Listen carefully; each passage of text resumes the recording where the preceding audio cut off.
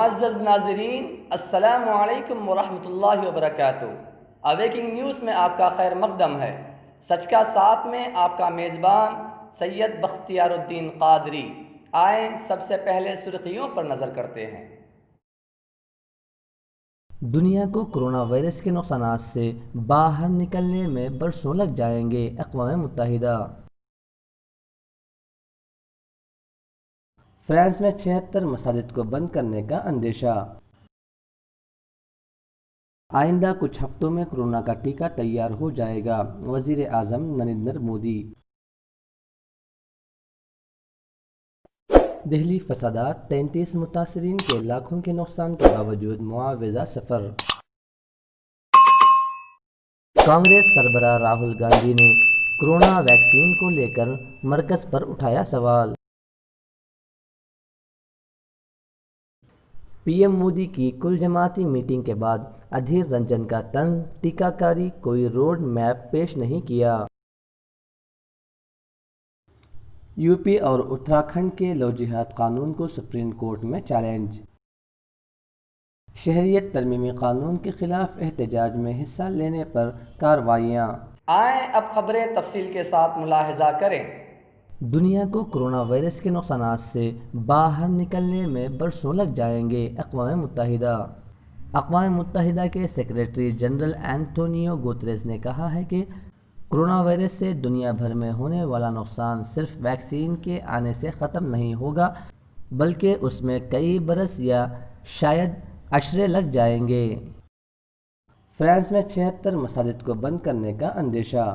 حکومت فرانس ملک بھر میں علیحدگی پسندی کے خلاف بے نظیر کارروائی کے حصے کے طور پر مسلمانوں کی 76 عبادت گاہوں کے دہشت گردی سے تعلق کا جائزہ لینے کے لیے معائنہ کرے گی۔ فرانس کے وزیر داخلہ جیرالڈ ڈرمانن نے یہ بات کہی۔ انہوں نے آج ایک ٹویٹ کیا، میری ہدایت کے بعد اسٹیٹ سروسز کے ذریعے علیحدگی پسندی کے خلاف بڑے پیمانے پر اور بے نظیر کارروائی شروع ہوگی اور آنے والے دنوں میں 76 مساجد کا مشتبہ علیحدگی پسندی میں رول کے سلسلے میں جائزہ لیا جائے گا اور جو اس میں ملوث پائی جائیں انہیں بند کر دیا جائے گا۔ آئندہ کچھ ہفتوں میں کورونا کا ٹیکہ تیار ہو جائے گا، وزیر اعظم نریندر مودی۔ وزیر اعظم نریندر مودی نے آج کہا کہ کورونا ویکسین اگلے کچھ ہفتوں میں تیار ہو جائے گی اور اس کے تیار ہونے کے بعد ملک میں ٹیکہ کاری کا کام شروع ہو جائے گا۔ مودی نے کہا کہ کورونا ویکسین کی قیمت کا تعین عوامی صحت کو ترجیحات تسلیم کر کے ریاستوں کے ساتھ غور و خوض کی بنیاد پر کیا جائے گا۔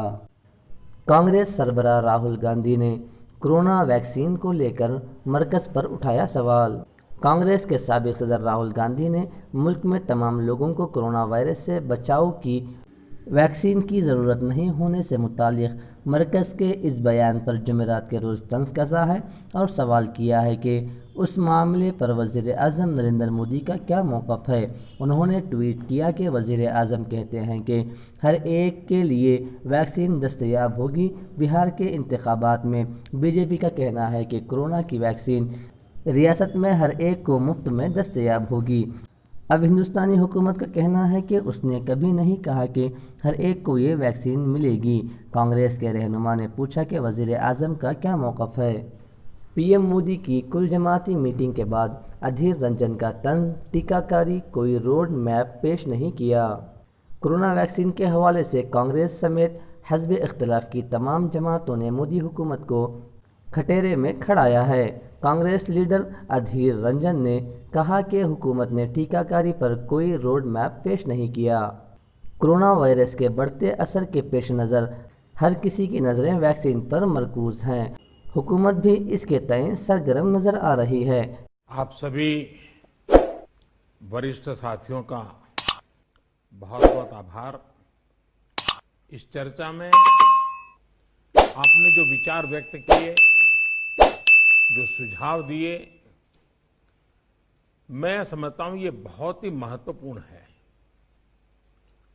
वैक्सीन को लेकर जो विश्वास इस चर्चा में नजर आया है वो कोरोना के खिलाफ देश की लड़ाई को और मजबूत करेगा।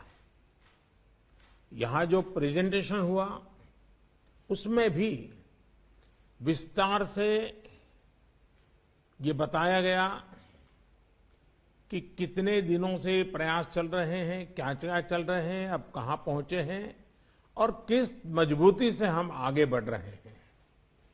साथियों, इस बारे में बीते दिनों में मेरी सभी राज्यों के मुख्यमंत्रियों से भी लंबी बात हुई थी।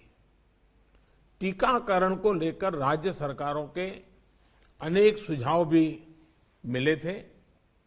कुछ दिन पहले मेरी मेड इन इंडिया वैक्सीन बनाने का जो प्रयास कर रही वैज्ञानिक टीमें हैं, काफी देर तक उनसे बहुत ही सार्थक मेरी बातचीत हुई है।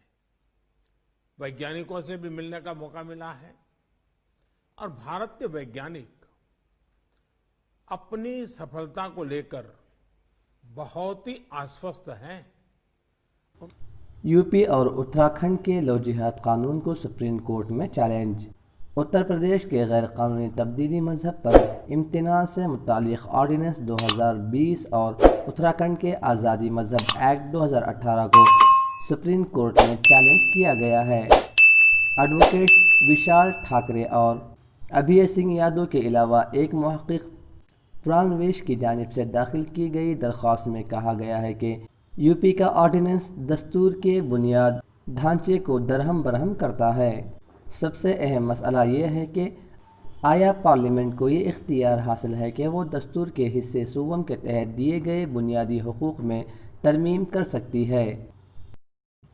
दिल्ली फसादात, 33 मुतासरीन के लाखों के नुकसान के बावजूद मुआवजा सफ़र।